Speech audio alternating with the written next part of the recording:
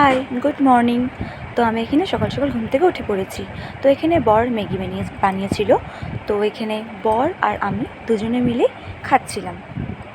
তো ম্যাগিটা সত্যি খুব ভালো বানিয়েছিল, আর ফার্স্ট টাইম কিন্তু বানিয়েছিল। মা দোকানে গেছিলো, তো মার পিছু পিছু আমিও দৌড় মেরেছিলাম খরচা আনার জন্য। তো এখানে মা খরচা নিচ্ছিল, ঘরের কিছু জিনিস শেষ হয়ে গেছিলো, সেগুলো নিয়ে এসে দেখি বরমশাই পরোটা আর তরকারি নিয়ে এসেছে। তো সেটাই আবারও দুজনে মিলে খাচ্ছিলাম। ওর প্রচণ্ড খিদা পাচ্ছিলো, কারণ আজকে রান্না করতে অনেকটা দেরি হয়ে গেছিলো। তো সেটাই দুজনে টুকটুক টুক করে খাচ্ছিলাম, আর ও খেয়ে দিয়ে বেরিয়ে গেল। তো এখন আমি একা একা খাচ্ছিলাম, মার জন্য রেখে দিয়েছিলাম, মা পরে খেয়েছিল। আর জানো তো আমার কি বাজে অভ্যাস হয়েছে, এই প্রেগনেন্সিতে না আমার খুব পান খেতে ইচ্ছে করে। তো আমি একটু চুপ করে পানও খেয়ে নিয়েছিলাম।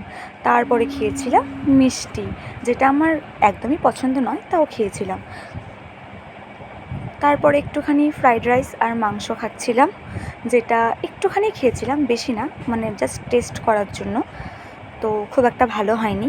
তো এখানে রান্নার জন্য মা কিছু কাটাকাটি করছিল, আমি বসে কাটাকাটি করতে পারি না। তো তো এখানে দু রকমের মাছ আছে, তো সেটাই আমি বানাবো, কারণ ওই ছোটো মাছগুলো আমি খাই না।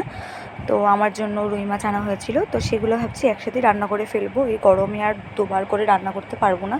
তো এখানে নুন হলুদ মাখিয়ে সুন্দর করে মাছগুলোকে ভাজছিলাম, আর যা ফুটছিল মাছগুলো, বাপরে বাপ। তো এই দেখো আমার মশলা কষানো হয়ে গেছে।